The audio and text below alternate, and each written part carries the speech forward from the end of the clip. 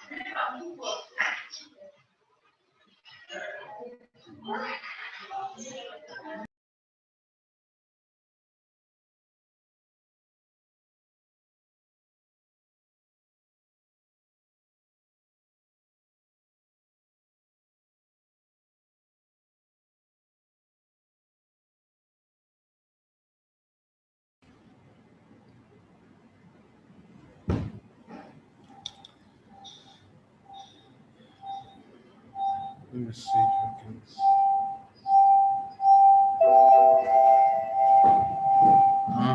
Can be your. Okay, you want to. So good afternoon, ladies and gentlemen. I think it's 3 minutes past 3. We want to start on time. We know that quite a number of you registered. Some are still joining, so would accept them as and when they come on board. My name is Franklin Kujo, and I work with Imani. We've gathered this afternoon to discuss illegal mining, or galamsey. I'm sure it's a tired subject already. Just a week ago, was it a week and a half ago, there was a national consultative forum to discuss the phenomena. And I think that the communique that was issued sounded as if it was the same issues all over again. I'm not too sure there was anything new anyway. I'm sure our speaker who took part in the consultative forum would tell us exactly what the gaps were. But let's just get into the business of the day. And I'd like to start by introducing our Senior Vice President, Kofi Bento, and then Mr. Kenneth Ashigbe, who has been a pioneer in rallying the media and indeed every good, conscientious human being in this country on the subject of galamsey. So Mr. Bento is he's in charge of fellows, but as you know, this is an inaugural fellowship lecture. Every fellow of Imani goes through this ritual. And so Dr. Frank Barton is not escaping it. He has chosen his own subject, and I suspect he's going to do justice to it. But I'm going to call on our Senior Vice President, Mr. Kofi Bento, Lawyer Kofi Bento, in fact, in order to welcome everybody and introduce our speaker for the day. After which, Engineer Kenneth Ashigbe, who is very busy, by the way, he is moderating another session as we speak, but he's gladly accepted to chip in a few words into this very interesting conversation. And I know a lot of our friends on the media are also on the call on this webinar. It should be interesting. Please feel free to ask questions. Feel free to make comments. Our speaker will spend 45 minutes in his with his presentation, so there'll be plenty of time to follow up. So, Mr. Benson, over to you. Thank you very much. Thank you very much. Thank you very much. I hope everybody can hear me. And thank you all for making time for this session. I just gave a small overview of what this is. So as you know, Imani is a think tank. We try to take time off. Just a minute, there's a technical issue here, so we'll do it. Frankly, you have to mute it on your computer. No, just a minute, please. The computer on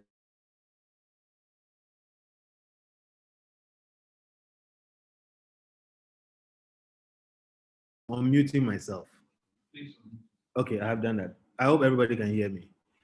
As a think tank, we take time off to cerebrate, think through issues. And we try to do that in an environment that is not steeped in the problem itself. In other words, if you're involved in a problem, it's difficult for you to think through the problem properly.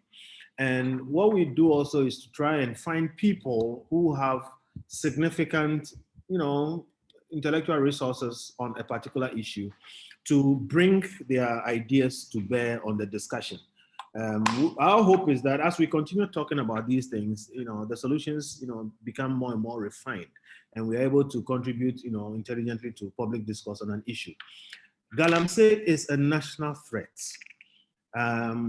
Much as people like Ken and Co have made a lot of effort to try and get it done, and our president has said that he's taking his presidency on it, I would, hazard and say that we have not given it sufficient attention.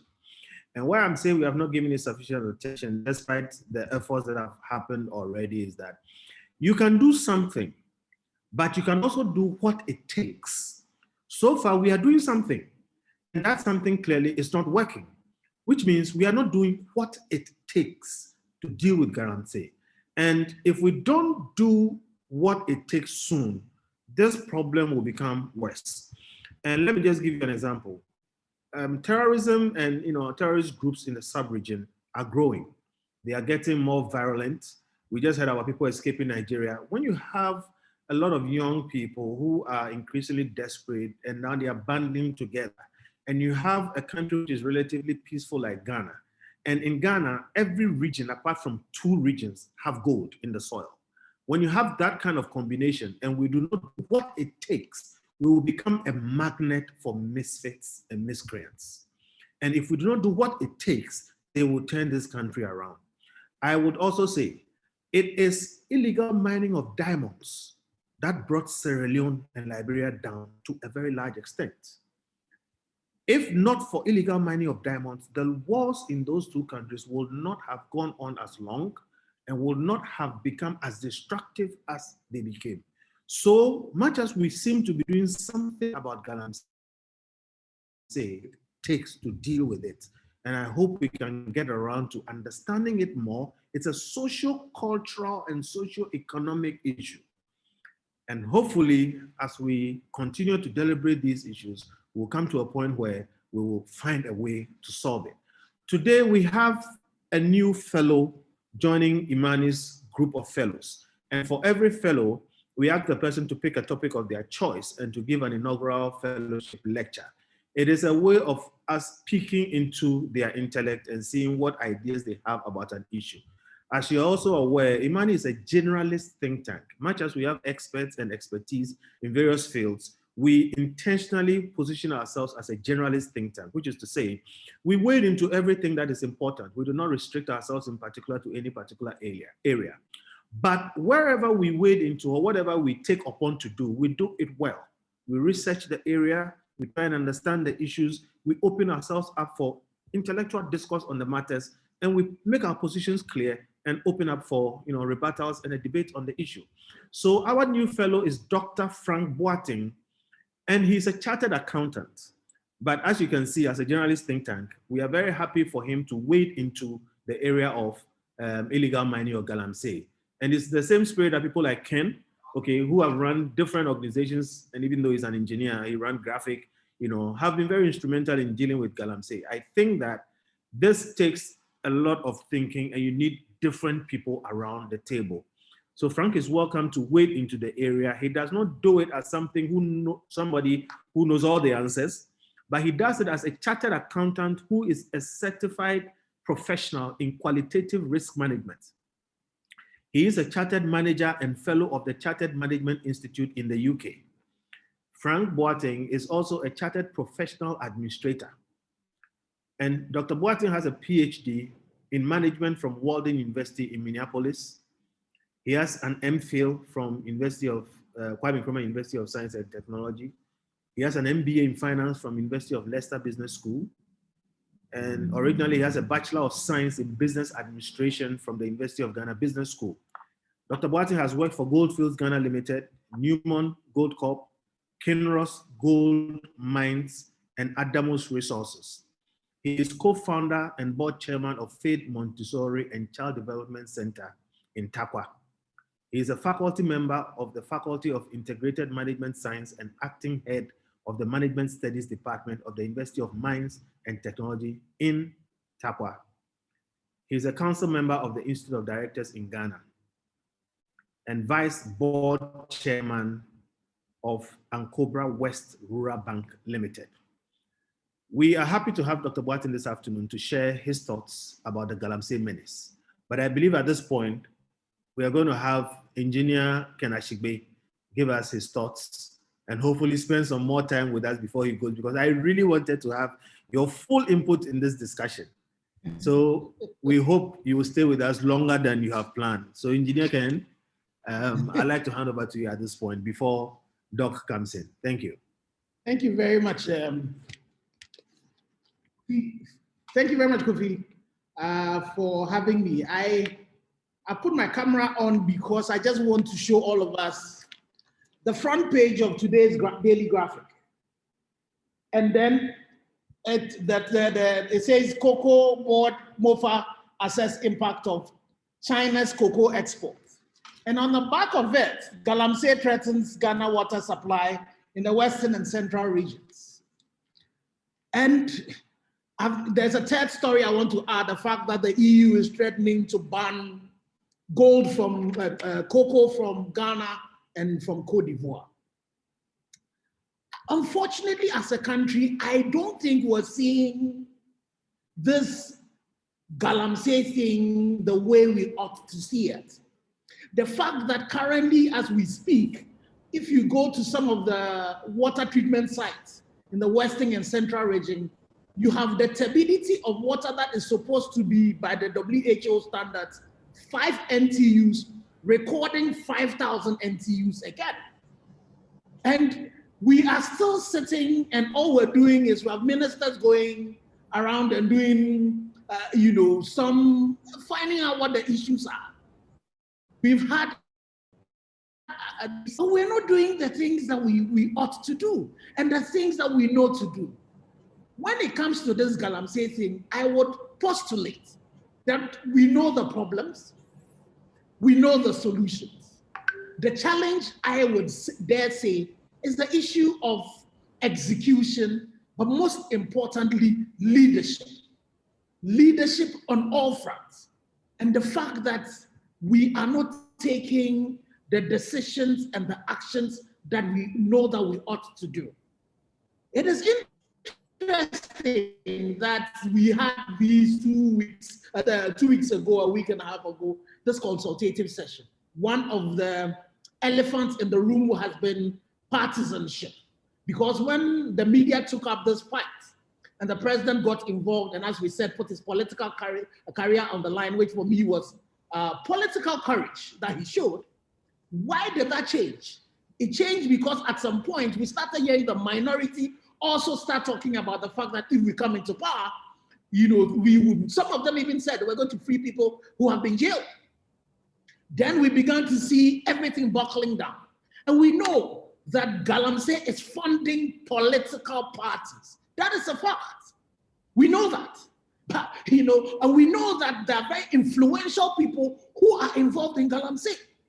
We know, we remember not too long ago that when the fight was going on and was at its peak, and we got somebody who was not just the people who are in the pit, Aishawan, being prosecuted. We had the Attorney General go to court and file a nolli prosequi. You know, so the thing about it is that we keep on using the spider web paradigm to deal with this. The small flies are caught in the web, but the big guys who are actually at the back of this are let go off free. And for me, one of the things that I hope that our new fellow will look at, and which I'm happy that the current minister has said that they will do, is the decentralization of dealing with this issue. Because if you have district chief executives, you have municipal chief executives, who are the district security committee chairpersons, and also are the mining committee chairpersons, sit in their communities, and Galamsey happens, then they are either incompetent and they can't do their job, or they are complicit. Either way, they are not worthy of being the representative of the president. And it's about time that if we want to really solve this problem, we make this a key KPI, so that if they are not dealing with it, they are replaced. And if they are doing it and they have challenges with persons, district party chairpersons being challenges, then they call on central government. But if we don't get that happening, and we don't also apply the hot stove principle, that those who are doing wrong are hit hard, and those who are doing good are promoted, I'm sorry, this problem will not be solved. And very soon you and I would have to buy water. So this is an important thing, and I'm happy the media are also on board. I think at some point they also got tired and took their leg of the pedal. I've seen people from academia and all of that also in there. We all need to wade into it. We need to let the politicians know that they are not the only repository of knowledge in this country. They need to bring everybody in. I'm happy that at the consultative session, we saw the NDC, we saw the MPP, we saw the other parties also in there. Academia needs to come in. Civil society needs to come in. Our chiefs, traditional leaders needs to come in.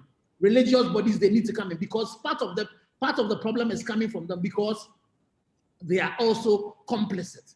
But we have an existential threat. Fortunately for us, cocoa, which is another source, is also being threatened. And it is being threatened in two ways. The Chinese have come in, and they are part of the foreigners who are engaged in the illegality that is causing the EU to ban us. And not only that, they are also threatening it competitively. They have started exporting into Europe. I am hoping that this, because it would affect our revenues, our leaders now would wake up and say that enough is enough.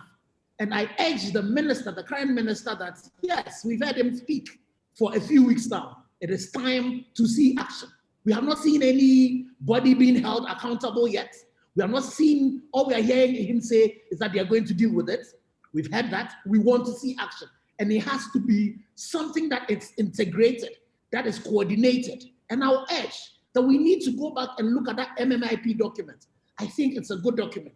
Even for the interministerial committee that did not do a good job, we did not implement a lot of the things that they said. So let's go back and let's make sure that we're executing. And definitely, hopefully, we would be able to get out of this. But the situation that we currently find ourselves in is very grim. Thank you, Imani, for taking this issue up.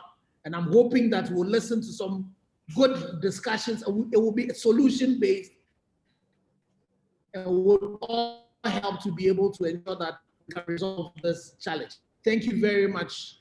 And I'm urging that we'll all have a good discussion this afternoon. Thank you. Thank you very much, Ken. And so this is the juncture where I think we invite Doc to give his lecture. But I want to find out if Franklin has anything he wants to add right now. Otherwise, we'll have Doc come in. So Franklin. Um, do you want to look, Mike? I have nothing significant to add, except to thank Ken Ashigbe, as usual. And Frank was part of that consultative forum. In fact, he shared images of his participation, and he's assured me that he's going to fill the gaps that have been left out. So this is not a threat. We are just hoping that Frank Frank is going to do justice to the topic. Thank you very much, Mr. Benson. So, I think the floor is yours The now. floor is yours now. Let us hear Let us hear your lecture. Thank you. Thank you very much, Mr. Lawyer Kofi Bento, and thank you, Franklin. I think you have to give me access to co-host so I can share my slide. And thanks to Mr. Ken Ashigbe. Yes, I've just done that. Okay, thank you. Okay. So before I start, I would like to acknowledge some few people on the call. The first one is to Professor Richard Akwesi Amankwa, the Vice Chancellor of University of Mines and Technology. I think my wife is also on the call, Mrs. Rosemond Mabwating. I want to recognize my dean, Professor Mrs. Cynthia Boy. She's on the call. And we also have Professor Beatrice Patricia Mirakujima on the call. Professor Kweku Etuahenijima, President and Executive Dean of NIBS, is on the call. We have Prof. Charles Brano, the Pro-VC of UPSA. Professor Ebenezer Osu-Sechere from University of Development Studies. Professor DeGraft Osu-Menu of KNUST. I have the President of Institute of Directors, Mr. Roxanne Dobega, on the call, and her Vice, Lady Reverend Mrs. Angela Carmen Appiah, also on the call, as well as Mr. Fred Aite, the CEO of IOD. I have all of you to support me, and I'm grateful for this opportunity to share into the illegal mining conundrum and why we don't need to run around, but we can concentrate on the existing state structures to solve this menace. So my presentation will cover the Galamsey employment engine after the introduction, and then I'll zoom into the current situation, which, as Engineer Ken Ashigbe indicated from today's daily graphic, I think everybody is aware of what the situation is. We will deal with some of the major drivers of the Galamsey menace, and then propose strategy, what we think can give us a clear solution into solving this problem.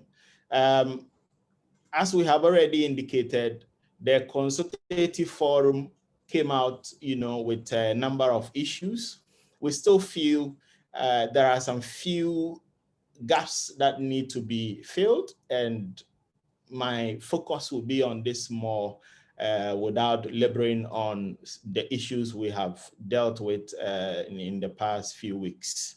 So this will be the format, of my presentation. I'm supposed to do this within 45 minutes, so we can allow for questions and answers. I think when we talk about Galamsey, the term has been overused, and we are understanding with Galamsey, it's the unregulated artisanal and small-scale mining, operation. We're talking about the illicit, activity. But then what happens is, especially within the media space in Ghana, you would find out that we struggle to segregate between legal small-scale mining and illegal small-scale mining. So the reportage covers it as if everything that happens in the sector is illegal. And it's largely so because the legal aspect of the small-scale mining dominates, and that is what everybody knows and talk about. Ghana is losing a lot. The Galamsey menace, we say, represent the huge sums of lost revenue to this country. We are all aware that people take their gold, they drive to our neighboring countries, and they will ship from that country. So sometimes, if you even see how Togo and other countries are recording gold, I mean, you might think they are actively, doing mining, but most of them are gold that is smuggled from this country, and it's costing us as a country in terms of revenue losses. In 2016 alone, approximately 2.1 billion in physical revenues were lost through these activities. And this is a lot of money that could build, top-class hospitals for this country. Again, if you look at the current situation with water bodies, we estimate 250 million to be able to clean up and get our water bodies back into what it was. And our focus, this estimate is only within the western region of Ghana. So some people are getting something, but the net effect, it's so much for all of us.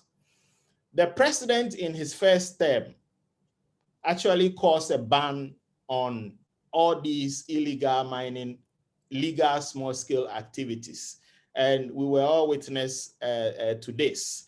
This made the government or the president establish the IMCIM, the Interministerial Mining Committee, which had a clear mandate to ensure that there was some form of coherence in the activities of the agencies that were trying to fight this Galamsey menace. But you and I know what was the outcome, of that. In July of 2017, the government also commissioned a task force, which is the Almighty Operation Vanguard, with some strong 400, members of the military and police to get into the Galamsey site and help with these activities. You and I also know exactly what happened, and if that activities were very successful, I am not going to say that here, and I leave that for your judgment. Now, in his state, of the nation address delivered on the 9th March 2021, the president was very emphatic. This has given birth to this dialogue that we all witnessed some 2 weeks ago. So the president seemed to have a very bold idea to help solve this Galamsey menace. So he has not stopped. He has pushed for everybody to come on the table. And has one interesting thing he said. Somebody will not be waging the Galamsey war and another person will be at the mining site trying to pitch camp with Galamseyers and telling them that when we come to power, we will be able to get you to do the mining activity. But everybody was on board.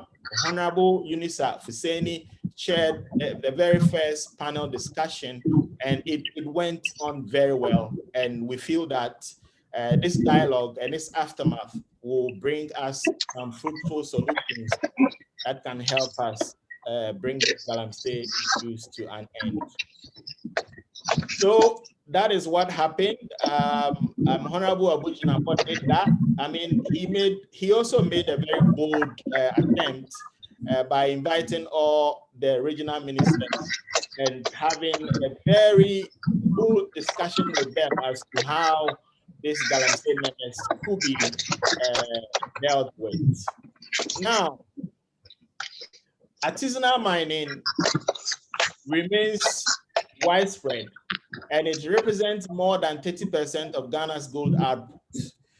Here, the point I want to make here is that the galamsey itself, the artisanal mining, it provides some sort of economic livelihood to some people. And we can't bundle everything and throw it away. But then we need to now pay particular attention as to how this sector can be monitored, so people who are playing within the sector will do what is right, have a decent economic livelihood, and then we can have our water bodies and our environment being sustainable in operation.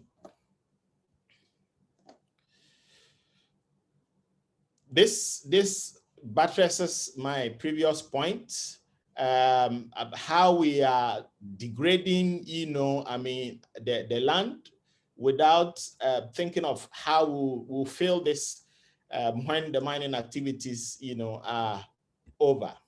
Now, I just want to talk about the galamsey employment engine so that we can understand the real impacts of this issue we have been talking of.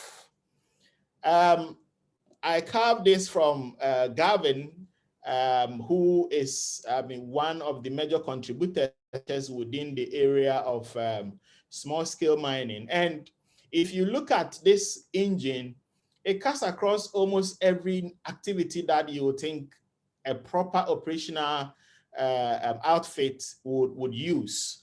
If you look at the skilled labor, yes, they are there. We have bookkeepers, accountants, drivers, and mechanics providing services to this sector. If we look at financing aspect of it, we have financiers, people who have monies, they pump them into the operators, and in return, they take gold from them. People have equipment like excavators, backhoes, and many of them that is given or either rented to these operators, and then they in turn take gold, or they pay the usage of these equipment. We have, as part of the value chain, we have the suppliers supplying raw materials to these operators, the gold buyers buying the gold, and then restaurateurs who are also available to make sure food is served early in the morning, in the afternoons, so the operators will be able to work as hard as they can. When we come to the market side, we're looking at hawkers. We have permanent traders who take their livelihood from selling to these mining operators, and so on and so forth. And the funny one is the prostitutes who also provide some kind of services, to these very hard workers. On the side of the general labor, the people who wash the ore, as we have seen in the previous slides, the diggers, the haulers, the machine operators, they are all there. If you look at this engine, it tells that the galamsey activity itself provides some source of livelihood to people. Now the question is, how can we formalize this? How can we get this work so that people can have decent livelihood, but then it will not, the operations will not get into water bodies, it will not get into depleting the land without any sense of backfilling, for future use. I picked some few pictures to point us still to some of the current situation, which I believe we are all aware with. What you're seeing here is the Pra River. We can tell this is the current state, and this is how it looks. Are we going to continue to have it this way? What are we leaving for our children? look at these were the active days of the vanguard and some policemen trying to do what they were tasked to do. This is a typical Galamsey site with men busy getting their money without thinking of what will happen to the land and all of us. Children have not left out. Children and women have not left out of this. So you have a child, and amazingly, child rights people must be looking into some of these activities as well, because all these children need to be catered for. And we can leave them to continue to grow from these Galamsey sites, and you and I know what they can become tomorrow. And the typical pit that has already been shown. And sorry this, but this is what is happening. We are losing our youth through some of the fatalities that happen at the Galamsey sites. And this is a gory picture, but that is the fact, you know, on the ground. Now I'll move to the drivers. The first one, or the first driver, is greed and get rich quick mentality. And this must be looked at. Most of the people have other alternative livelihood, but sometimes they feel it takes time for you to make revenues. It takes time for you to get the required capital you are looking for. So why don't I move onto the mining pit and then go get, you know, some gold? So this mentality of get rich quick, that is pushing our youth and most of our young people into the mining zones for them to engage in these Galamsey, you know, activities. The second one is political interference. We can rule that out. The political parties have some of their members who are also operators of these small scale, both legal and illegal mining activities. I mean, sometimes they also happen to be major financiers of political activities. When this happens, it becomes very difficult for a government, you know, to try to put the feet down to say, despite everything you have done for me, I'm going to shut you down and I'm not going to allow you to operate. This is, I mean, a major thing that we really need to look at. Even after looking at the dialogue, if the political interference and the political will is not centered and dealt with, everything we are doing will just be a whitewash. We also have lack of geological information. For those of you who were at the conference center, my vice chancellor did a presentation, and there was a particular slide which he indicated some statistics about people who use this metal detector. You know, they have a metal detector which, when they work with it on the mine site, it actually pings and it indicates whether there is gold on the belly or there is no gold.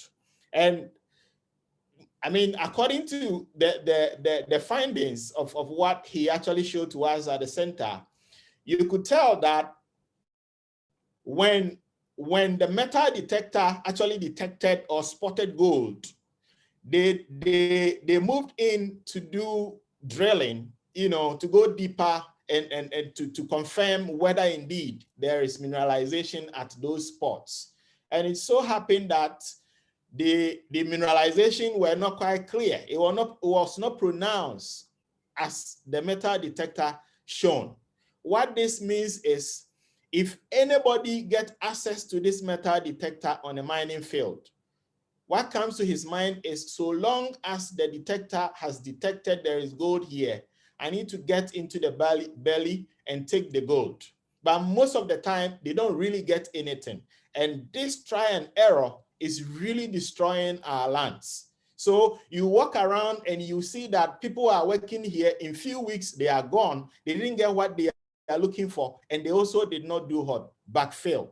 If we have proper geological information and we have centralized or decentralized the Minerals Commission activities so that people could have access to geological information even from the district level, this will be very useful, and people will be able to get into areas that government has invested and indicated that this location has mineralization and we are going to earmark it for small scale. And if you want to get into this, move into this area, don't go and do any try and error to disturb, our land. So this is also one of the drivers.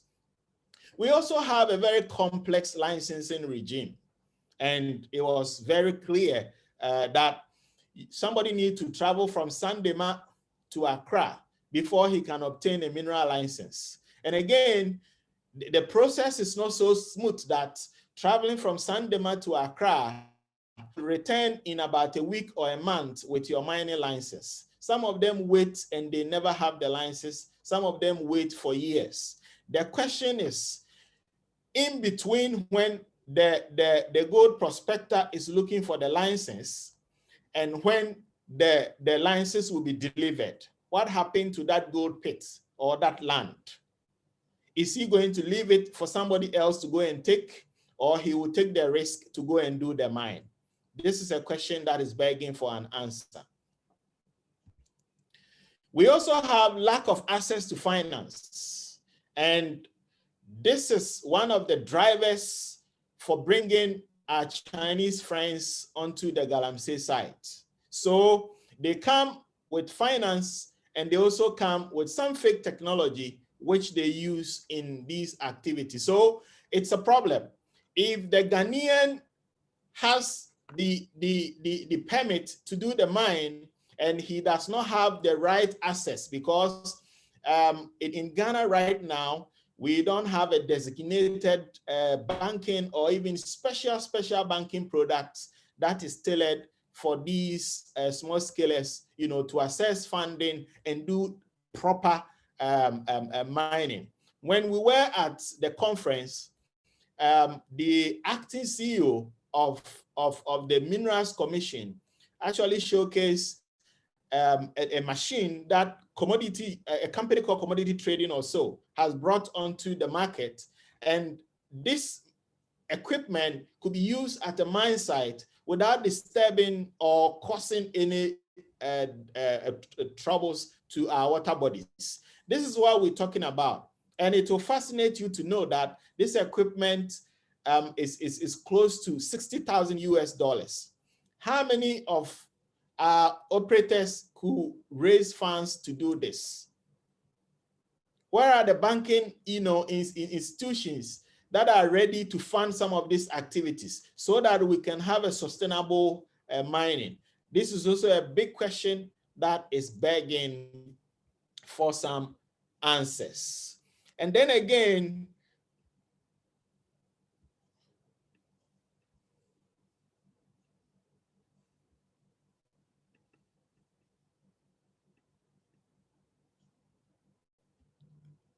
okay, sorry.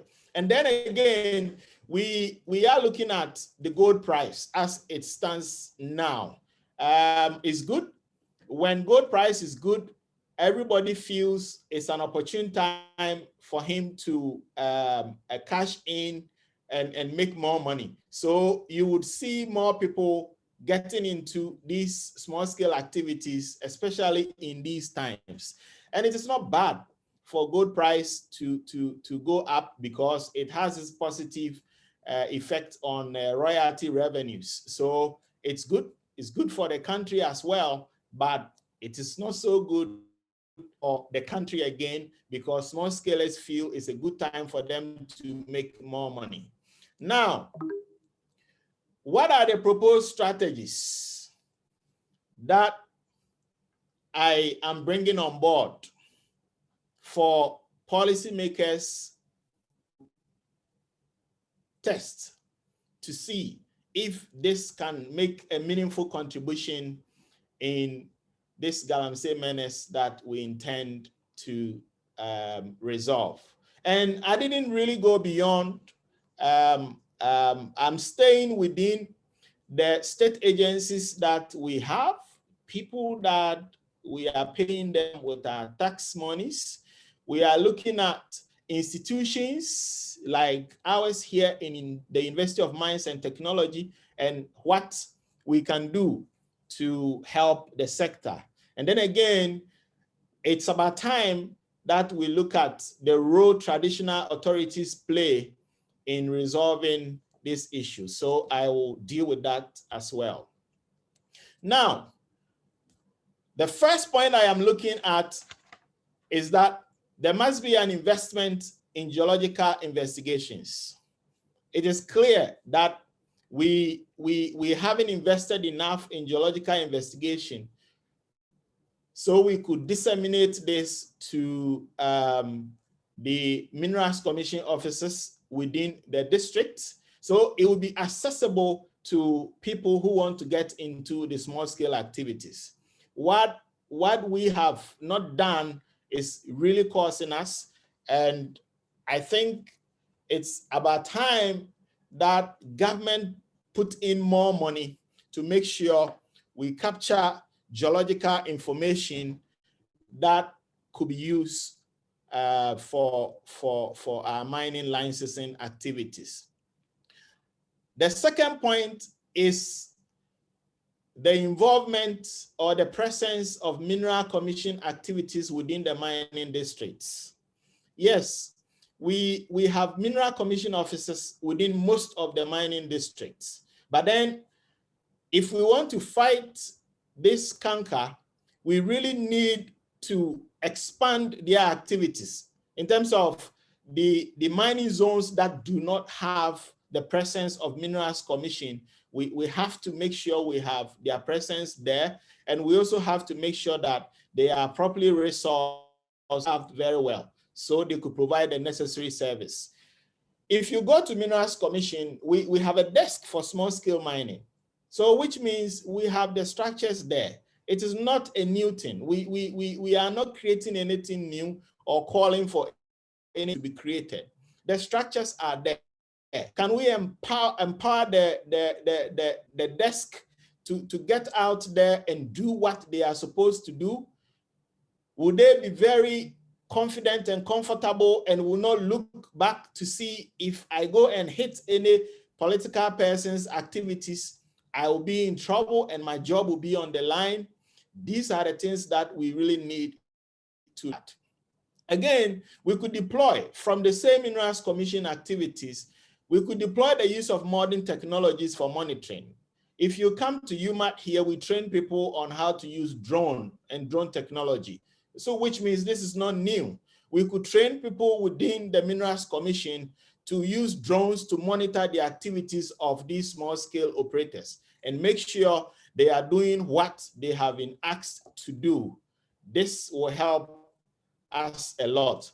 Again, I recommend that we shorten the licensing regime. Somebody from Sandema coming to Accra is not necessary. We really need to make sure that the regional capitals will be the farthest, that individual will go to make sure he get the right licensing to go and do his mine. Because the process of applying and the process of you getting the license, this is what actually causes the illegal activity. Because nobody wants to leave his land just because he wants to do the right thing. And this needs to be dealt with. We need to shorten this. The other point I am making here is the law enforcement. If you look at the Minerals and Mining Act 2006 at 703, particularly from section 81 going to 99, deals with the small scale mining, activities. And if you look at this, the district mineral committee, I think that the current composition is not too strong. I recommend the introduction of the judiciary and the police force within any of these mining districts. And then again, the National Small Scale Association must also be part.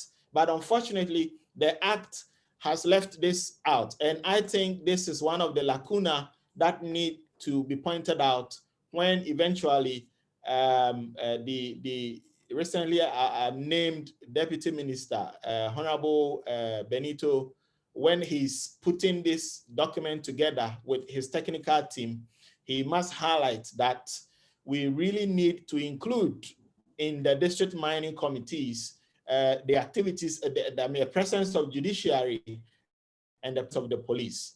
This is very, very important. Again, if you look at the visibility of Minerals Commission, we can increase the visibility of Minerals Commission by invoking the same act. If you look at this act, particularly section 100, it talks about the power of the Minerals Commission. And I will read from 2 of section 100. It says, the minister shall obtain the advice and recommendation of the commission before exercising a power, discretion, or making a determination or agreement pursuant to this act and regulations made under this act.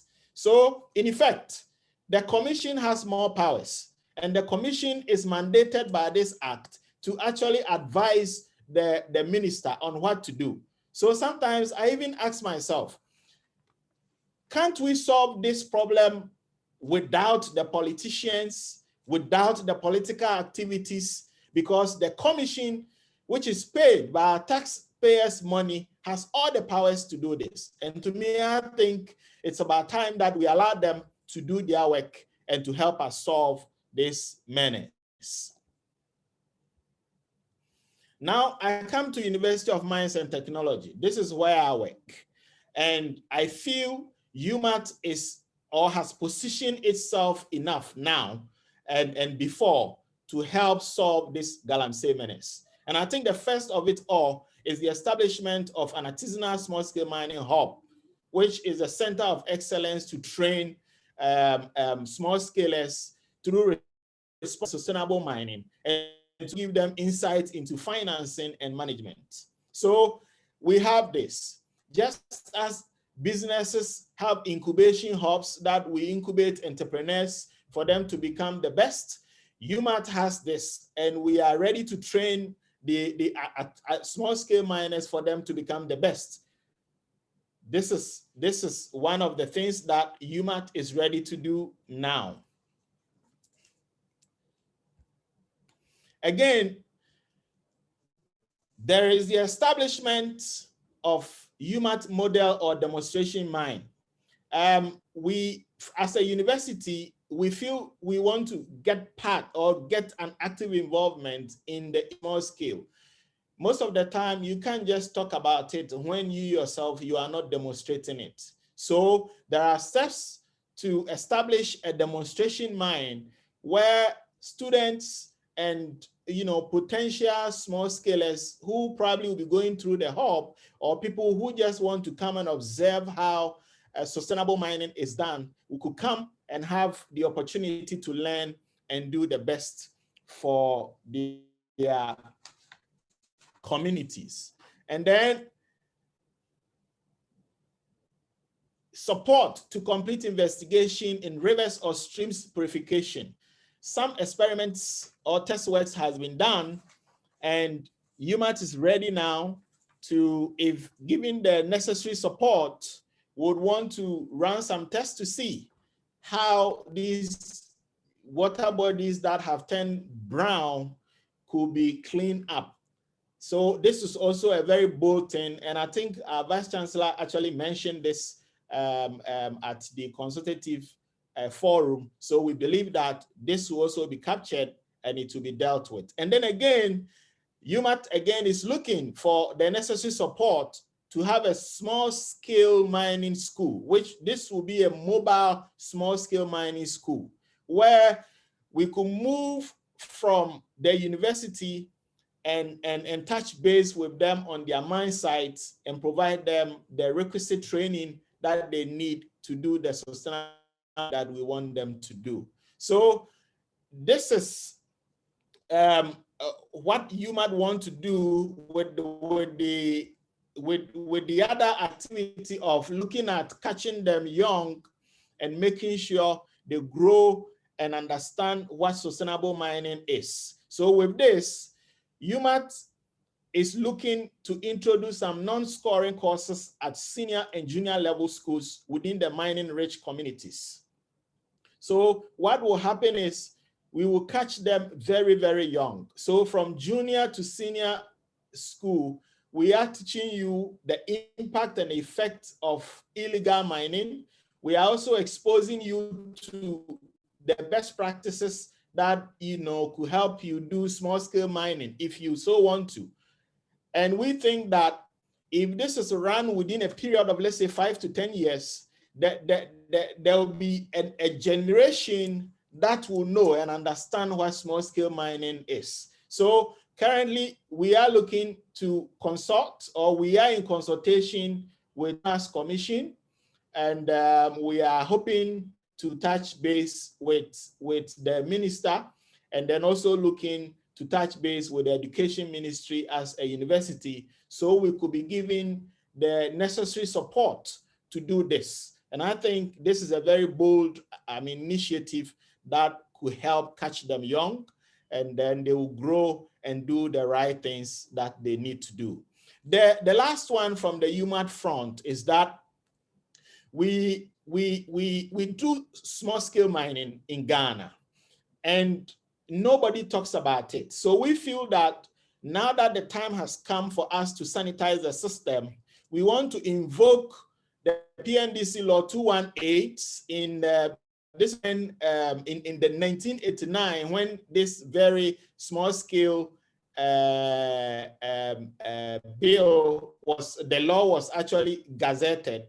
We are hoping to celebrate this day. It's going to be an observance day, which will be an artisanal and small-scale mining observance day, which we hope to celebrate this on the 2nd of June of every year.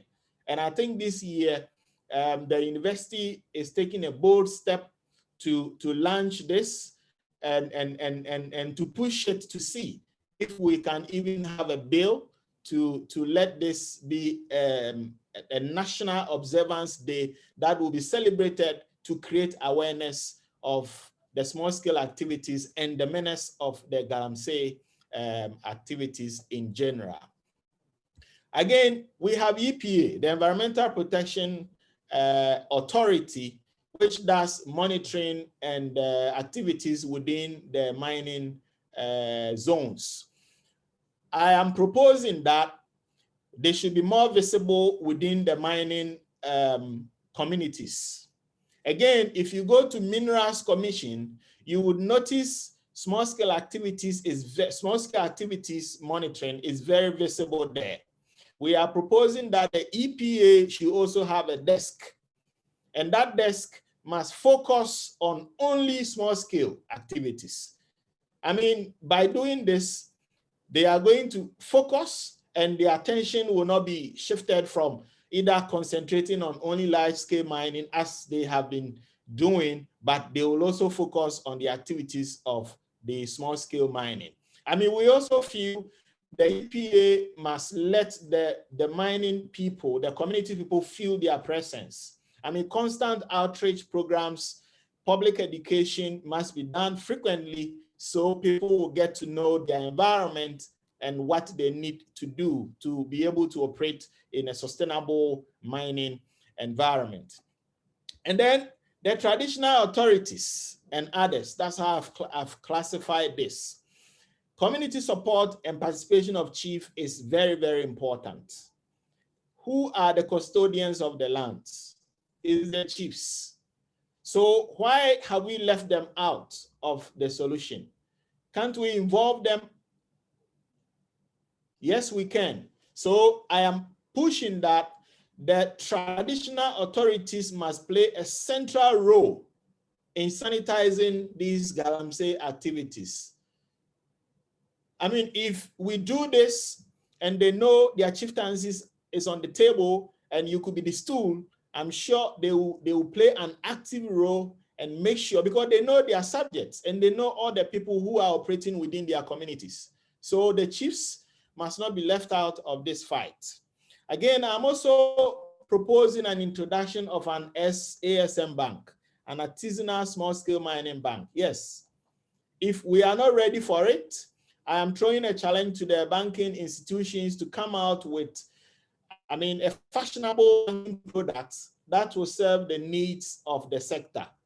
If we have products that serve the needs of the sector, people will not go look for China people to come and operate so they could get some monies. So this is very, very important. Lack of capital is prompting that we should have either an ASM bank, which will either not even providing just cash, liquid cash, but they could even provide equipment and other, facilities that can facilitate the activities of the small-scale miners. And then as they are producing, they will pay either with gold or in the cash payment over time. And to me, this is very, very important that we pay attention to, so we can have our own people doing what is right and not ravaging our forests and other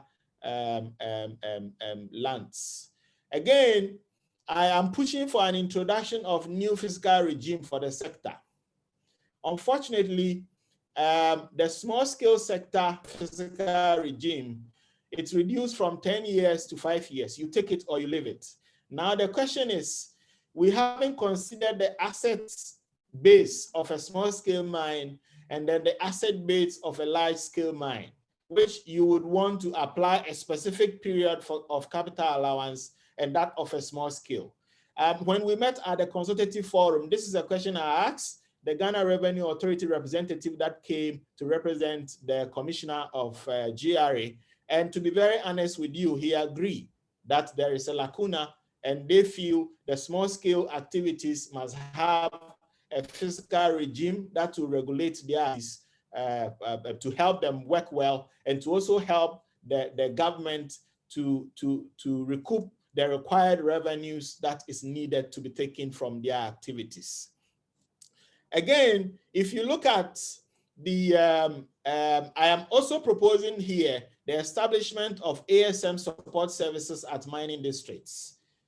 One important thing here is that these support services, which will provide jobs, will also provide the necessary skill support to the small scale miners. Now, if we want them to do sustainable mining, they need this support, and they shouldn't travel too far to actually, be able to obtain some of these assistance by way of machine welding and mechanics, who will be available to attend to their equipment breakdowns and so on, and so forth. So if we are taking steps with the support of probably the Minerals Commission to make sure people are encouraged to establish support services within these mining districts, they will be able to, they'll be accessible and provide the required services that is needed to support the sector. Now, I think that if we continue to do things in the old ways, we won't open any new doors, opportunities, and it is time for us to do new things so we'll be able to open new doors. Thank you very much. Well, what am I doing?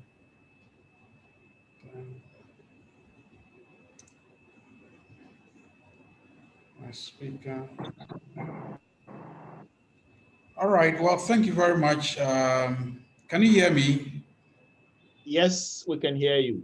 All right. Thank you very much, Dr. Barton. That was an interesting conversation you just had with us. And I think that you had a very huge wish list. of things that ought to be done. I think we picked up quite a number of them, very useful suggestions, if not the whole. My senior vice president is here. He'll be making some interesting requests of you and your institution, because I think that there's an opportunity to keep an eye on the sector in ways that have never been done before. So I'd rather not let the cat out of the bag. I'm sure, or probably I have, but he'll speak to the specifics. Salom is also here. Salom is the vice president of Humani. I'm sure he'll say something. But I noticed interestingly that you have a huge academic following as well, and you brought that academic following onto this particular platform. We are very encouraged and very grateful for that as well. I think it's important for people to note that Imani as a think tank is just second-hand dealers in ideas, really. And so we are interested in that interface between academia and the laity, which is the lay people.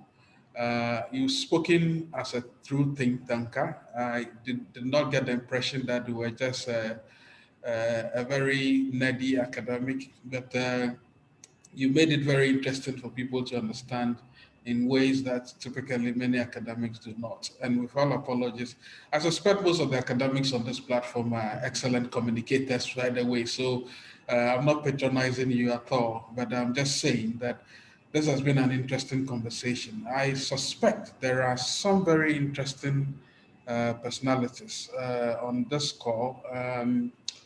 Typically, what I do is that I do not ask. I mean, I typically will call someone, and that is somehow rude, but I try to do that because often when you ask people to make comments, they probably are not too shy, but too reserved not to say something. I must tell you that there is a colossus on this platform as we speak. And when it comes to mining rights, he's done a lot of work reviewing our mining laws. Professor Akila Pasoya is on the call, if you've seen him. I will not pretend that I'm not going to call him to say a word or two. I'm sure he would if he wishes to say that, but I'll be forced to ask you to say something at some point. But listen, this was an interesting conversation, and I'd rather at this juncture open it up for people who have listened to make contributions and comments or questions as they have. Then at some point, I'm going to ask Kofi to tell you what he's also picked up, right? So we were possibly behind your back, by the way. Maybe I should make the announcement and we can work it into the question and answer thing, right? I should increase your volume. Can you hear? Hello, can you hear me? Hello, can you hear me? Can everybody hear me? Yes. Can everybody hear me? I think it. Hello? Hello? Yes, we can hear you. Bento, we can hear you. Yes, we can hear you. Sure, we can hear you. All right. Is my volume okay? Is my volume okay? Am I okay? Am I okay? Am I okay? Yes. So, Frankie, what I was suggesting was that maybe we can announcement now. Announcement now. Treat all of it together with with question and answer sessions. question and answer sessions. That's fine. Okay. So maybe you should mute your thing. It's feeding back. And at Imani, we try to make a difference. And even though we are a think tank, we try as much as possible to move from thought to action as much as we can. It is our view that small-scale mining, or galamsey, is a national threat. And like I said in the beginning, we are not doing all that we have to do to nip it, where it is now before it becomes a worse problem. Fortunately, Doc, who just gave us the lecture, is involved with that sector also in academia, and you've all heard some of the ideas that he has for dealing with it. We want to make this small announcement, and we're going to put Doc on the carpet for this. We are also happy that UMAT is represented well here. It is our view, our humble view, that the whole existence of UMAT is meaningless if it is not if it is not linked with the solution of the biggest mining-related problem that we have in this country, which problem is not just a mining-related problem, but has escalated to the point where it threatens us as a nation. To that extent, therefore, we think that UMAT must, as a matter of its course and a matter of its relevance in this whole scheme of things, have an annual forum for the discussion of progress towards the formalization of state. In other words, the formalization of small-scale mining and the elimination of galamsey. Now, we at Imani wish to task our new fellow Doc here that on the week of the 2nd June, and 2nd June, Doc mentioned 2nd June as when the law against small-scale mining was promulgated. It's the PNDC decree. Actually, it's a decree. Now I think we can call it a decree, but it's a PNDC decree on small-scale gold mining, passed in 1989, PNDC Law 218. Indeed, it is not gold mining alone. We want to broaden the horizon to small-scale mining generally. But the idea is that UMAT, working with Imani, with the involvement of our fellow, in the week of the 2nd of June, should have a national forum where we discuss progress made towards the elimination of galamsey and the formalization of small-scale mining in Ghana. And we are going to task Doc here to just work out the modalities and then make this something that will be on the national calendar. I used Kwame Nkrumah's statements to, posit UMAT against, the problem and say that their whole existence, will be meaningless if it does not lead to this solution. We think we must also help and contribute. We think we must elevate it to a national discourse. We think we must bring it to the point where we set targets per year. And then every year we go back and then we analyze what has been done, who did what, who did not do what, progress made, and what else needs to be done. Because we need to solve this problem. We cannot pretend that it will be solved or it will solve itself. And we hope that this annual conference or forum on small-scale mining will become a focal point for rallying all ideas and actions towards the solution of this problem. I think that sooner or later we may be able to attract the president to speak there because he has made this a very big issue in his whole agenda, and indeed subsequent presidents after him. So that's the announcement that we have to make here. There are a number of questions that will follow, but I'd like to leave it now and go into question and answer time. I don't know if ask my question straight I can ask my question just Okay, I think we should open it up. And I've seen Georgios raise his hand. Georgios from the EU, would you want to? And then after that, would that be Professor Kweku Atuahine? Okay, I don't see a prof, but I see Kweku Atuahine. So Georgios first. Yes, Franklin, I don't know if you can hear me.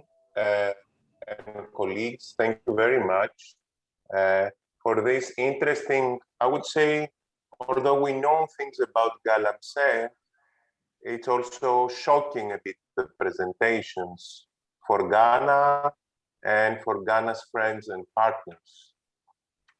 I will not take much of your time. Just a quick, one comment, one remark I have. I repeat, both presentations were very informative and also constructive. Just a remark for Mr. Kenneth Ashikbe, because he referred also to COCO and to the EU. Of course, within the EU, we're not considering at the moment, we're not discussing about the ban on Ghana's cocoa. We try to discuss with Ghana on cocoa how we can collaborate better on 1, 2, 3 major issues: deforestation, child labor, environmental issues in general, and income, better income for the farmers. So we are in this is the level of the conversation. because as with mining, as with cocoa and mining, consumers, they ask for more and more, even if we are not concerned, and we are concerned, but consumers all around the world, they ask for more and more products that they consume to not to be made out of blood and pain, but to be made in a respectful way for all the values throughout the value chain. So with Ghana, we are discussing on how we can improve conditions of cocoa production in Ghana, as Europe is like one of the major importers. Now, this was my small comment for the remarks of Mr. Ashkibe, and a remark. I'm in Ghana now for 3 years. I have been before in Ghana. I'm not a Ghanaian, but I believe I know a small part of the country. I have an understanding. It is always very difficult, and I understand for Galamsey too, to implement something. Very often, the legal instruments are there. Very often, as Dr. Franco and Tech said, so the mechanisms are there. But who's going to do the monitoring? Who's going to do the follow-up? I mean, of course, there are people to do these things, but these people need to have a motivation to do these things as well.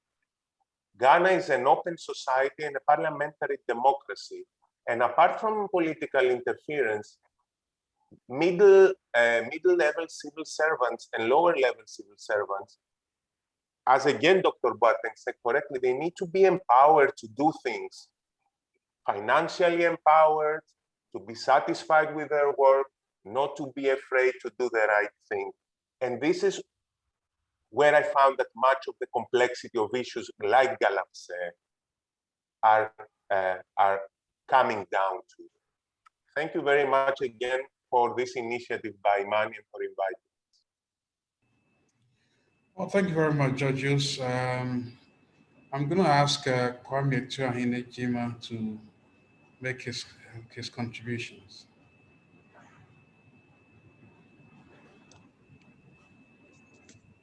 Frankly, my name is Kwaku Tuahine Jima. I'm a professor, but I'm going to speak as a traditional authority. First, I would like to thank Frank for such an insightful presentation. In fact, this is the first time I've been to a discussion on Galamsey. Not that I don't think it's important, as I'm going to say, it's actually happening in some place that I'm a chief. So it's given me quite an insight into what the problem is. But my take will be this, from a traditional authority angle. I'm a chief in a small village, and we have these kind of issues coming up there. The problem I see is that although we have all these national instruments, laws and all that, there has not been any attempt to co-create the solution with the communities, at least in my area. When people come to me to talk to me about problems with Galamsey, that's exactly the word they use, problem. So the language is coached in terms of a problem, rather than being coached in terms of an opportunity for development of the community. So I think the first thing that we have to think of in all this is, how do we communicate this? Every community, including my own, we all want to make sure that the environment is clean, we get water, we got that. That is an existential need for people, and they know this. Nobody has to tell them this. Nobody has to tell them that if the water is dirty from mining and all that, you're not going to, have, good water to drink and all that. They know that. But if you don't co-create the solution, then they know they are going to be left out. So somebody comes and says, I promise you in 1 week, I'll give you $10 or whatever it is. They will follow that person. because we're not co-creating the solutions with them. And then again, we're telling them that this is a problem rather than an opportunity. So I think the first thing we need to do is to change the language in this so that people would actually accept that this is part of their developmental process. And in doing so, how do we manage to make sure that we don't create problems? So rather than starting with a problem, let's start with a developmental solution first. That's the second thing, the first thing. The second thing is, as a chief, I see that the whole setup in terms of solving this potential problem has no justice involved. There is no procedural justice. In other words, people don't explain why the procedures are being used, or why they are there, what role do we have to play as communities and all that. There's nothing like that. There's no informational justice. You don't get information. One day you see that your community, there's tons of army trucks and all that, you know, beating people and all that. And you, the chief, you don't know anything about it. No one to why this is going to happen and when this is going to happen, why we're doing it, nothing like that. The third thing is to me, interaction justice. There's absolutely zero. Because people come to you and they use their, they have their government and their law hat on. They seem to be saying, we are the power here. And you do what we expect you to do, rather than actually saying, okay, we're here, we have a common problem or a common solution, and we want to discuss and see how both of us, both sides, could help in providing the solution to this problem. Nothing like that. And the final thing, and to me that the greatest injustice is this distributive justice. You know, at the end of the day, who gets the revenue? Those people that are dying on the fields, you know, these boys, young boys and girls dying on the field, they get nothing. In fact, they get piecemeal. If you look at the profits people are making, everything goes to those financiers behind it.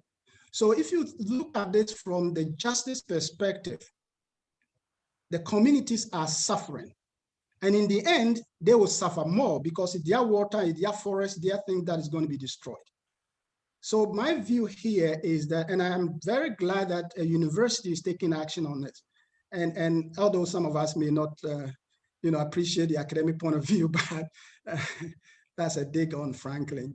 But here, what we want to see is that if we actually do research from the academic perspective, you know, we will go deeper and understand the need for a co-creation of this solution and the actions and the practices that have to be undertaken so that we both can solve this. Because if we don't do that, all these knee-jerk reactions that we're going on will never succeed. They will never succeed. Thank you. Well, thank you very much, Professor Kwekwetu Ainekima. I almost thought you were the same, you were the person I knew.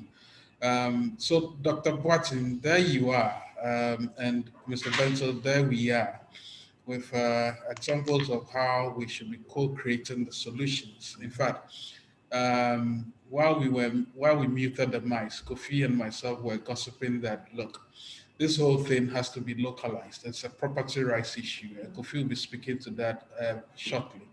But thank you very much, Prof. And I think we need to be involving all those who matter, especially those who are the immediate beneficiaries, or indeed those who are the bad end of this rather potential problem, as Prof describes it. Ayman Sadiq has been saying that he's been raising his hand, but I can't see. Mr. Sadiq, if you could make your point. There are a few comments that are in here as well. Kofi, I'll let you say something definitely, but Mr. Sadiq, if you can unmute your mic and make your contribution.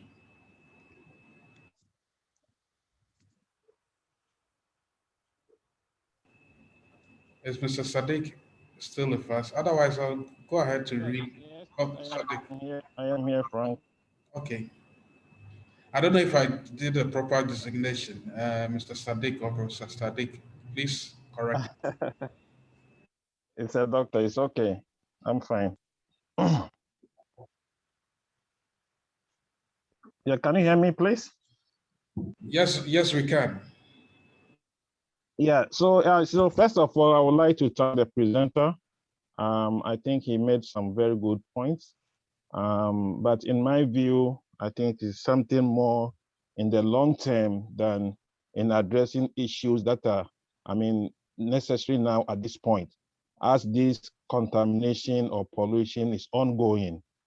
So my question is, considering all what the government has done, including the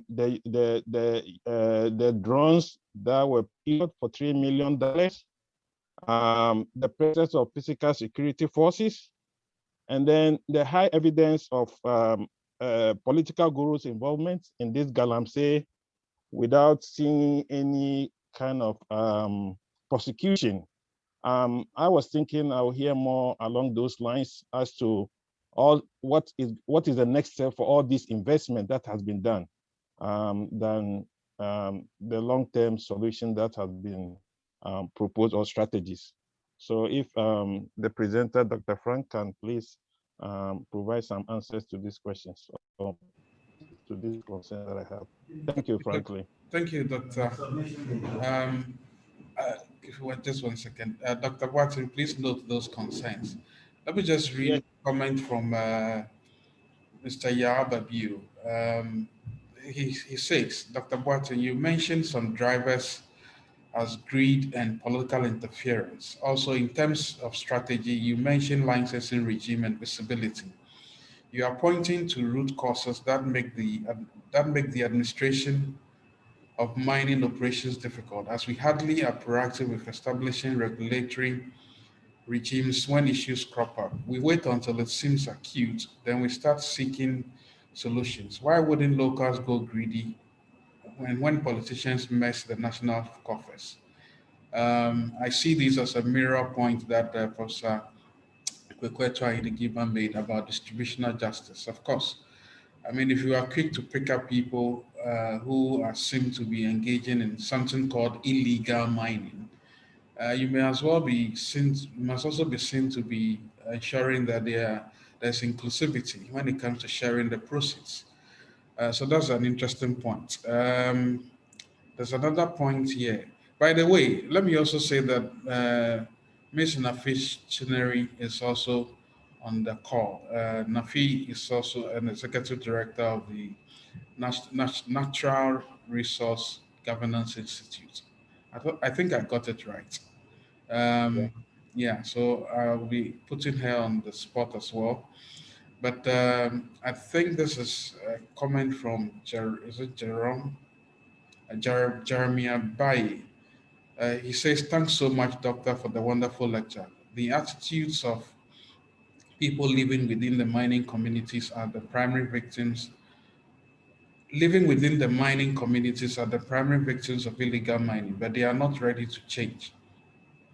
What are we to do to change the mentality of these people? Well, that's an interesting one. How will CSOs and NGOs do? What will CSOs and NGOs do to help the government have the political will to fight illegal mining? Because it seems the governments have no political will in the fight against illegal mining. No one wants to lose. Well, Jeremiah, I'm sure Professor Tuainigima would disagree that the people have bad attitude. Those who are closer to the situation have bad attitudes. I mean, if they see their wealth being taken out without any accountability, well, they may as well participate in the trade anyway. But anyway, these are my personal opinions. There are other comments as well. I do not see, okay, so that's Edward Dosa. He says, Dr. Boating, in your strategy solutions, I think you left out the law enforcement, or better still, the intervention and involvement of security, police and soldiers to see to the enforcement. We need to define their involvement and specific role other than them shielding some foreign miners, extorting money from illegal miners, etc. EPA cannot adequately monitor and be visible on almost all the sites. That's his point as well. If you still want to make a comment, you are at liberty to raise your hand. Okay, I don't see any more hands, so I'm going to ask Mr. Bento to make a point, and then after that, I'll ask Nafi. And even though I said Osakila Pasaya is on the call, I may probably ask him to make a comment as well. Thank you. So, Kofi. Right.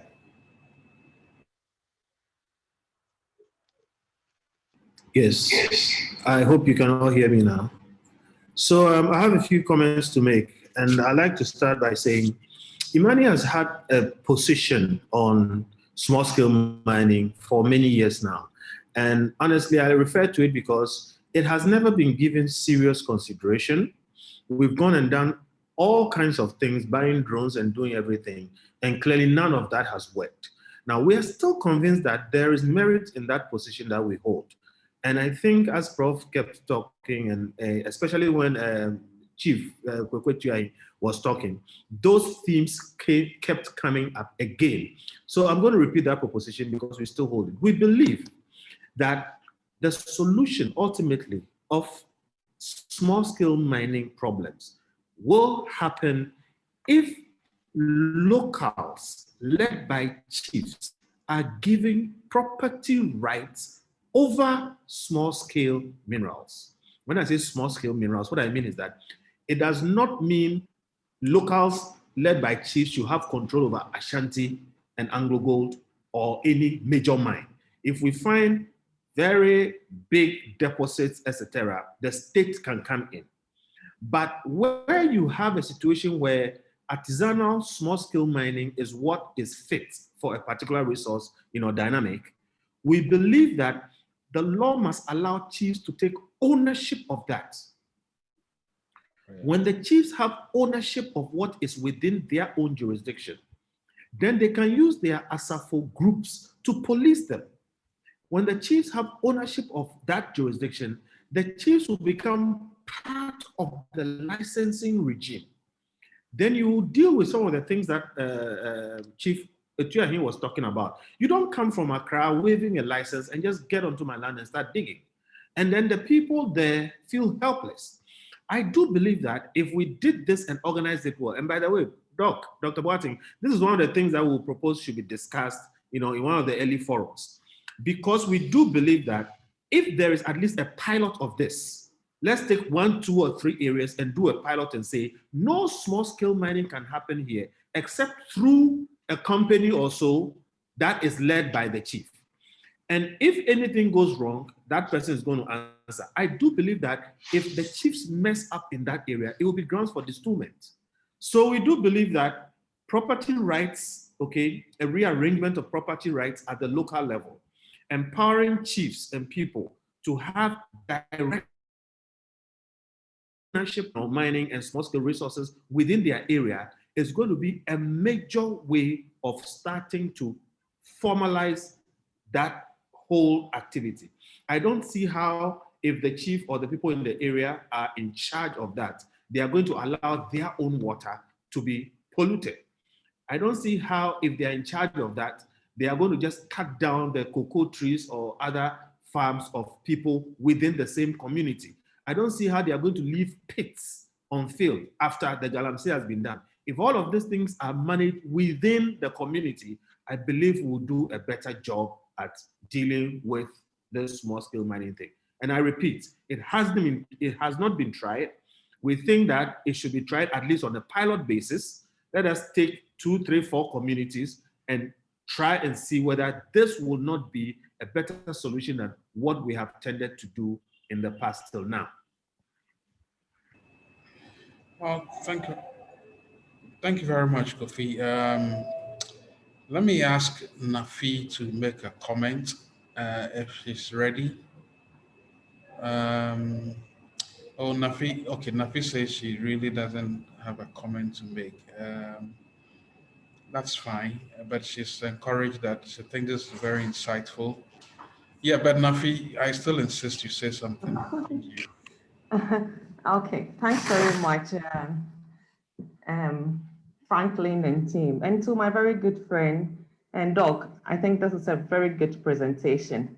I'm really encouraged by this effort. At NRGI, actually, we focus on the macro level issues. But I think that in order for us to be able to address all the issues at the macro level, we need really to solve our Galamsey issues.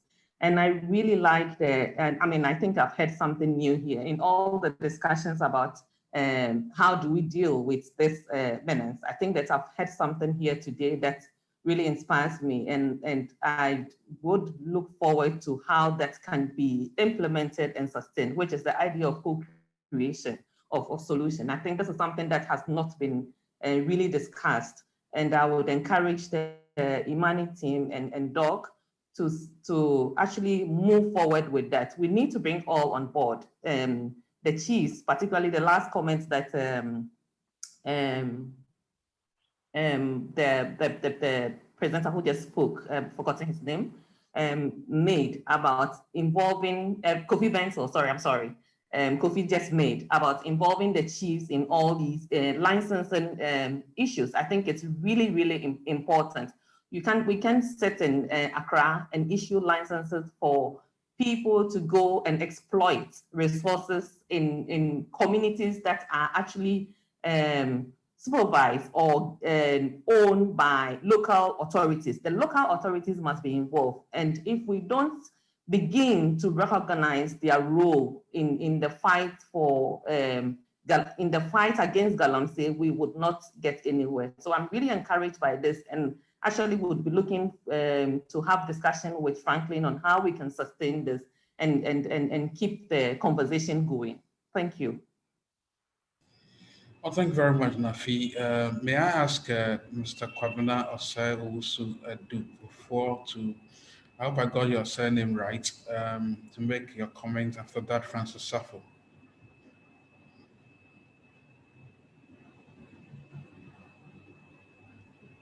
As Mr. Kwabena Osei Owusu. Hello. Yes, please go ahead. Hello. Please go ahead. Hello. Good. Yeah. Franklin, I think Kofi has almost said what I'm about to say, involving the community where this Galamsey or illegal mining is being taking place. And there's one thing that Kofi didn't touch much. It's about the well-being of the people. They are involving themselves in this illegal activity because of their livelihood. So I believe the government must show a little bit commitment by providing employment. You can even send some of our companies over there so that they will get employment. So that that one will help them to minimize that kind of illegal mining. Because those areas, if you check those areas that Galamsey are being operated, they are poverty-striking areas.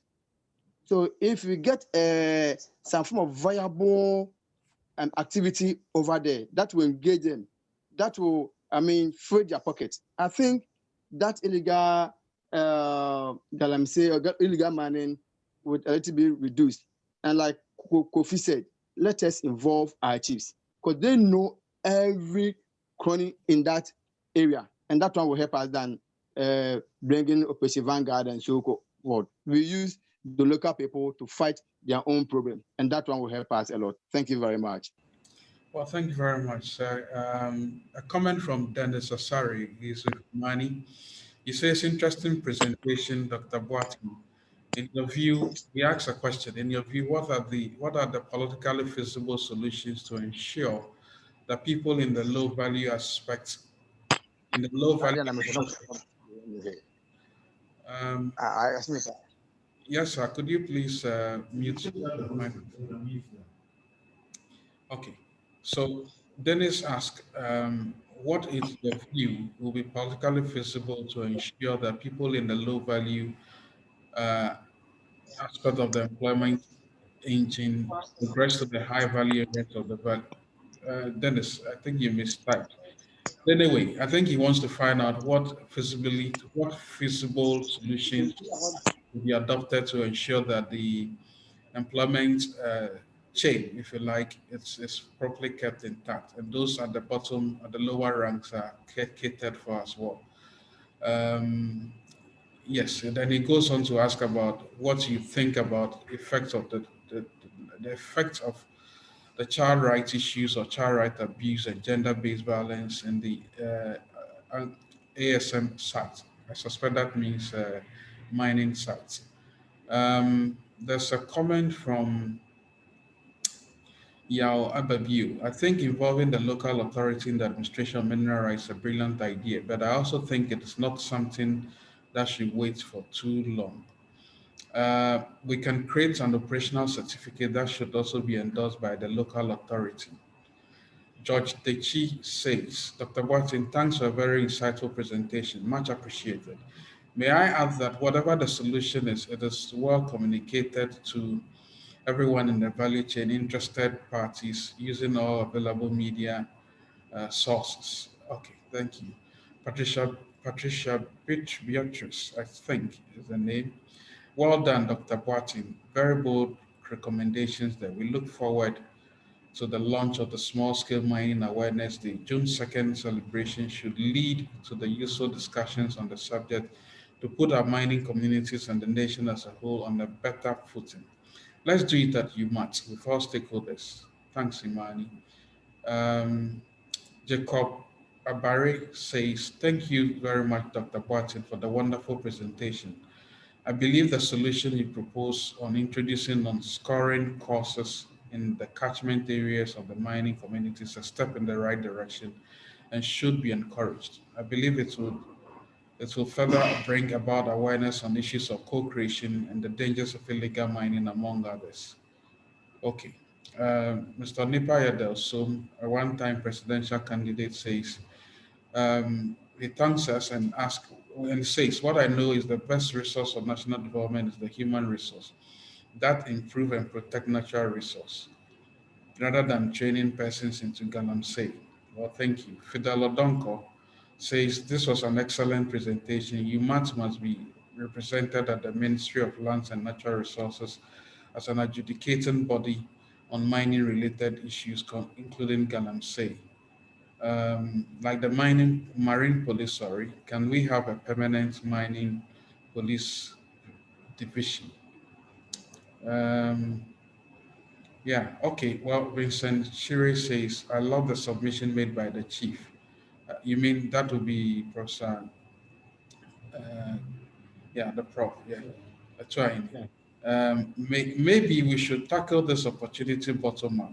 The academia can collaborate with policy think tanks like yours to engage with the communities to form a formidable force against the insurgents, greedy politicians and mining cartels who invade our community forests and water bodies.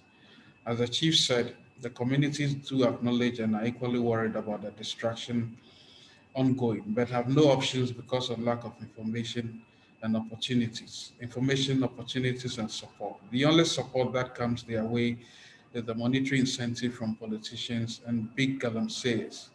This collaborative effort may not offer monetary incentives, but it will offer hope for the future. I know this would involve some financing, but may not require much if taken up as a research project for our graduate students. Okay, so it goes on and on and on. Right. I think I had Francis Sappho, who was on the call, to make a point.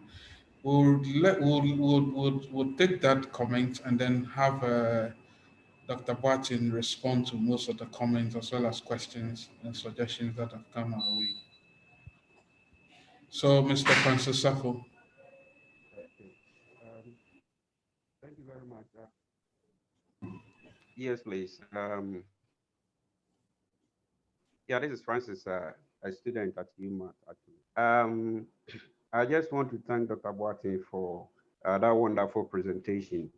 I guess we don't have one stop-shop solution to this issue, but I believe if Doc also touches on alternative livelihoods that could actually sway the people from the galamsey, the children, or people living in a mining community, because I happen to be a victim. I grew up in a mining community. And sometimes when you look at the impact that is having on some colleagues, that you grew up with in terms of health impact, in terms of other related diseases that they are having.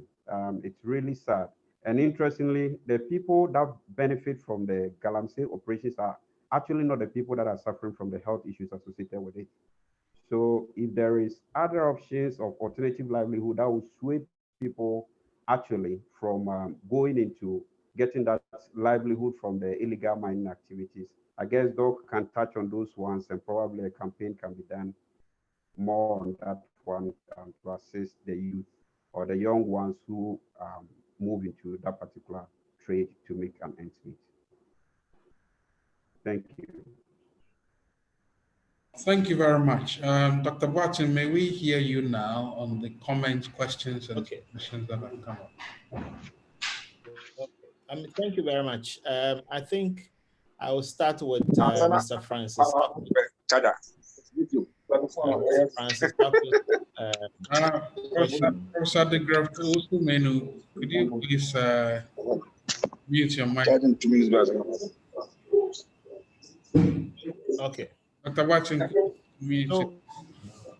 So Francis, the issue of alternative livelihood is very important one, but you and I know that when people begin, Dr. Watson, could you revert the hosting rights? I don't know what that was. Dr. Watson, could you reverse the hosting rights?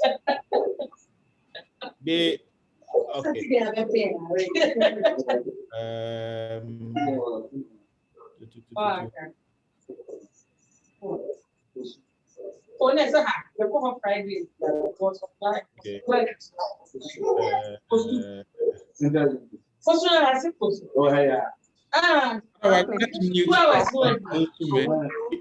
have it now, Franklin. You have it.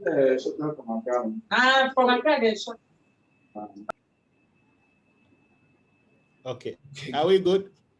We are good. Okay. That's one of the hazards of. All right. So, Francis, your issue was about if we could provide, or if there is alternative livelihood, we would not have these people doing small-scale mining or the illegal activities. I mean, the fact is that the money from the gold mining activity is sweet and is good. Everybody like and everybody wants money. So just imagine that you work on a mine site, you close every day, and you take about 1,000 Ghana cedi home. What alternative livelihood can provide you this money? So it all boils down to the issue of greed and people's mentality about we can have it. This is our opportunity, so let's take it.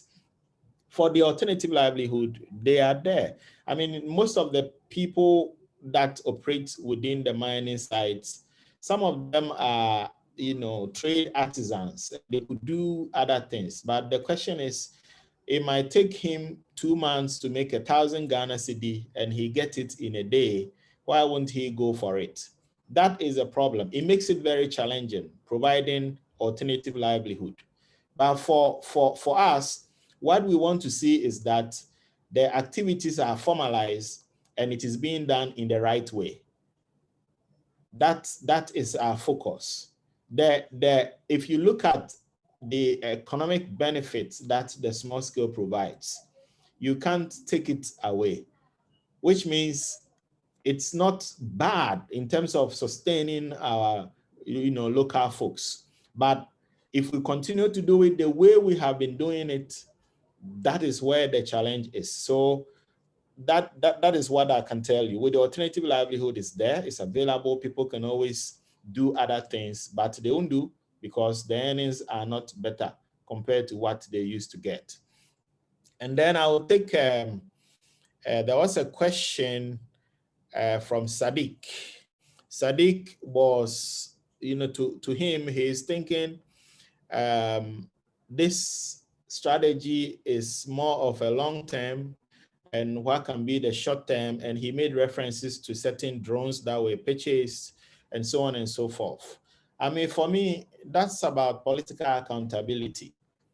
And I don't want to get into that. If the drones were purchased directly for mining activities, the question is, where are the drones and what are we doing with it? The big answer is political accountability.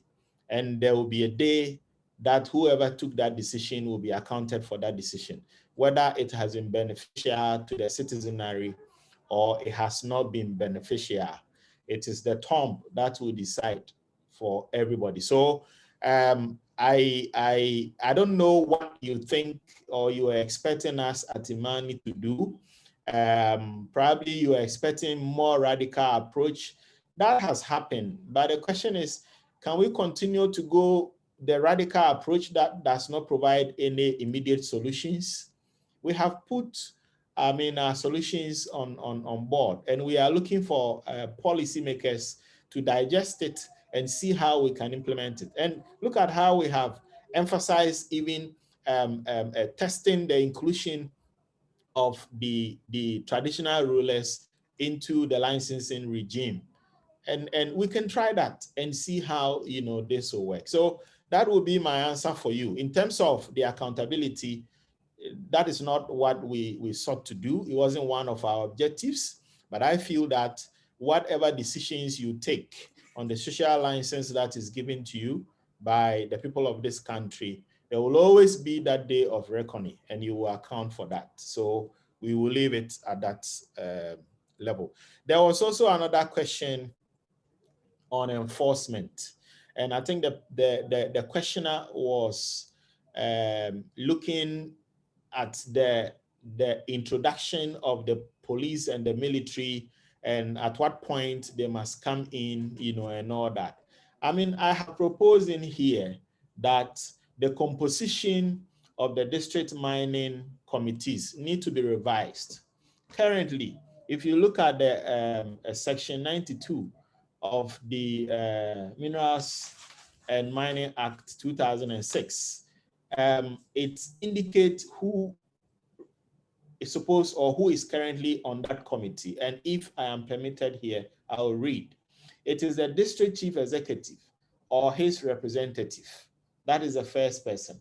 The second person is the district officer appointed by section 90 of that act, which is the establishment of the Office of the Minerals Commission.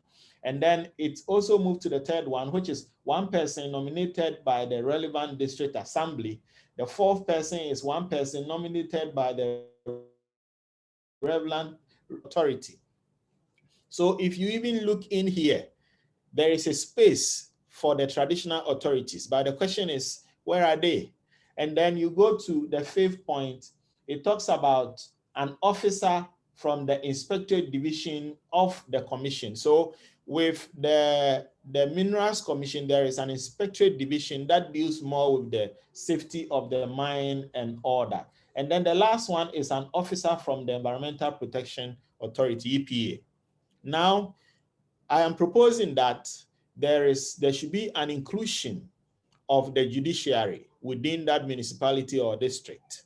And we are also proposing that there should be an inclusion of the police head within that municipality or district. So, and all these has to do with enactment, because what I'm reading to you is the law. And these are the people who are mandated to be part of the district mining committee. And they are supposed to adjudicate mining issues when it comes up. So to the questioner, I think, yes, we can do it. I mean, we are making a step forward, and we feel that if policymakers, will listen to our contribution, we can, test them and see whether it will work. We've tried so many ways, it's not worked, and I have indicated here. old ways will never open new doors to us unless we change. So thank you very much, President Franklin. I think I have covered the questions that I noted down. Well, thank you very much. I think this has been a wonderful conversation. I think we just have about 5 minutes to wrap up things here. Let me express my sincere gratitude. Kofi, would you want to say some concluding words? But Salam, do you want to say something? Salam hasn't spoken. Salam, we are in the same room, by the way. So Salam hasn't said a thing yet, but I'd like Salam to say a few words. But let me express my thanks to you, your university, the community you brought together for this conversation. Engineer Kenneth Fashigbe, thanks as well. Kofi, thanks. And let's hear, maybe Solomon will give us the closing remarks and then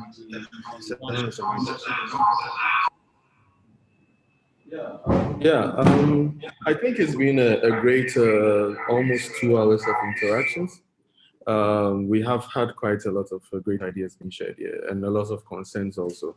The matters that we have discussed here are of paramount importance to all of us, especially for the sustainability of our environment, as well as economic activities that we'll be having. And then even all the way down to the environmental impact and what we can do as a specialist in the field, living right here in Ghana. This is a chance for us to begin to galvanize thoughts and actions in a way that probably will offer more innovative, or this will create a more innovative space for us to be able to look at actionable ideas and things that we can do even outside the ambit or the power of government, to be able to bring all these great resources and things that we've learned or that we know, to be able to have a different kind of discussion from what is always there, which is the usual talk show. All of us here are being charged to take this matter very seriously. And then for our new incoming fellow, congratulations. We believe that this will be the first step to actually engage you on the aspect of the forum that we need to have. There's a lot of work that you are going to have to do, especially bringing most of your colleagues together, moving from just the academic talk to things that we can also do with our power of advocacy to bring a lot of the stakeholders together to ensure that we do not make this just something that we post on social media or just let only a small segment of the population talk about. Looking at how deep-seated it is in the society and how to be able to change the narrative from the, as someone said earlier, the 1 minute or the 1 hour gain of a 2,000 CD to a 1 month 2,000 CD scenario.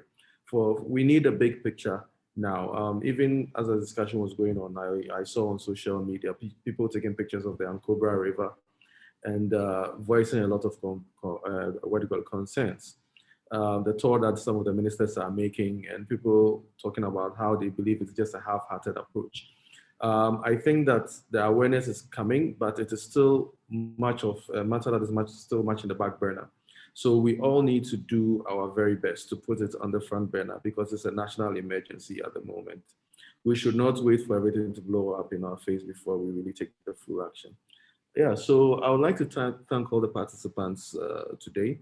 I believe that we should spread the word about what we are trying to do here. And the next forum should have more people participating. But the work is more in your hands, Dr. Boateng. The work is more in your hands to really take this to the next level and make it your baby. We will put all our resources behind you. And we'll put all our loud voices also behind you to make sure that this becomes a success. This could probably be one of the best legacies you could leave as an academic and as an expert in this space. So thank you all, ladies and gentlemen. Kofi, if you want to make some No, thank you to everybody, and hope to see you at the first forum on small-scale mining, hopefully at UMatt. Organized by Dr. Frank Boateng. Yes. With right. money.